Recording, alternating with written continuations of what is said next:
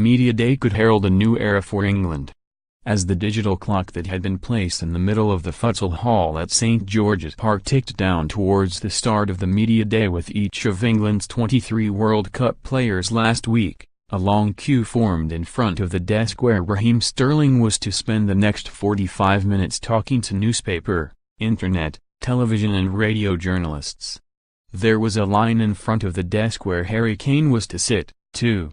There was a good constituency for Gary Cahill and for Jordan Pickford, who is vying with Jack Butland to be Gareth Southgate's starting goalkeeper in Russia, and a decent number waited at the desk nearest the door, which was the allotted spot for Jesse Lingard. Next to the scrum for Sterling, there was a desk with Ashley Young's name on it. I've never really liked Young, mainly because I've never taken the trouble to get to know him. English football and English journalism have become awfully good at building barriers between each other in the last few decades, and the lazy thing to do is judge from a distance. So I'd formed a one-dimensional view of the Manchester United wing-back as a sneering, snarling presence on the pitch, a man who was sometimes penalized for diving and someone who generally exuded hostility.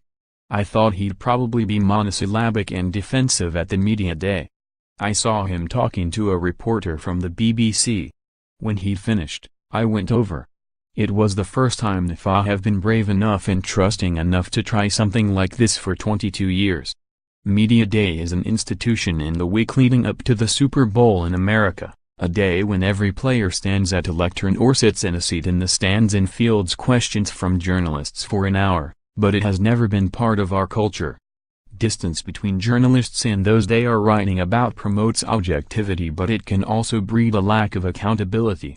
If you are never going to see a player, you need never explain yourself to him. In the past 2 decades, that distance has led to a culture of fear and loathing. Several ex-England players have spoken recently about the fear of criticism that haunted them when they played for the national team. They feared the reaction to defeat from the media and the public. They said it inhibited them on the pitch. It stopped them playing their natural game. They became obsessed with not doing anything wrong, rather than trying to be creative.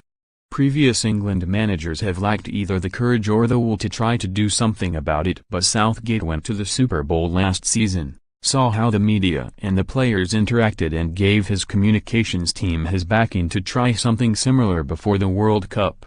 The result was that hour in the futsal hall last Tuesday. Young could barely have been more different to what I was expecting. He laughed when I suggested that this might not be his idea of fun. "It's nice to see you lot running about going from player to player," he said. "It's something new for us as players, but it shows you the togetherness we've got.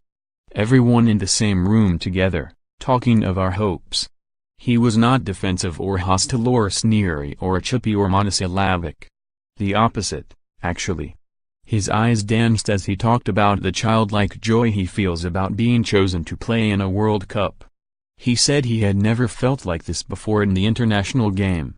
Talking to him was an antidote to cynicism. It was a long way from the exercise in antipathy I'd expected.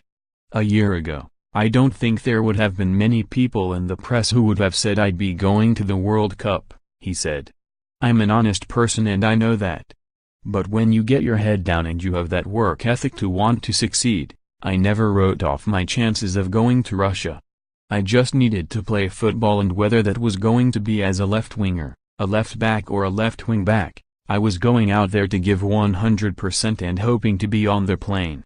I've managed to do that now and I'm probably the most excited I've ever been. I feel like a kid again, going to a World Cup. It's every player's dream. Everyone was a fan once. I'm back to where I was as a kid. Young's openness and enthusiasm was, in microcosm, exactly what Southgate had been hoping for.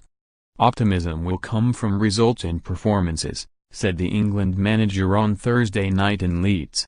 Support is a different matter. I think there has been a disconnect from the country and the fans with the players. We recognizes that, and part of that was maybe not knowing how much they care and not knowing their backgrounds, and so we have tried to have an effect on that.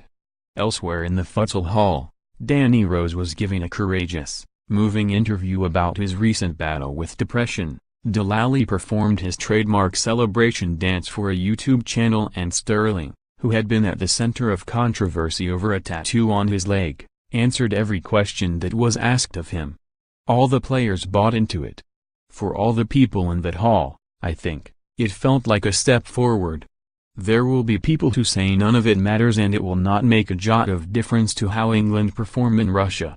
Who cares, they'll say, if a jumped-up journalist changed his mind about whether Ashley Young's a decent bloke.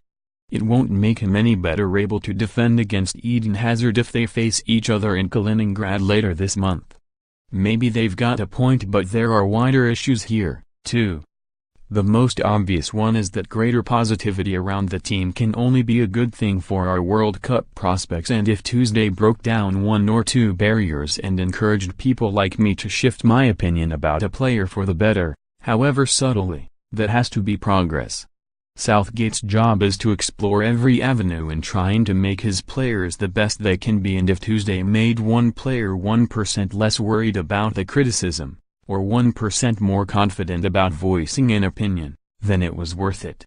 Too many players have spoken about the fear they experience when they pull on an England shirt for it just to be ignored. Dialogue and communication can only help that. There is something else, too. There are many within the game who feel that elite English footballers have become so corseted and protected from responsibility off the field that, when they are asked to make decisions and answer questions on it, they freeze. The group of England players going to Russia does not give off that vibe.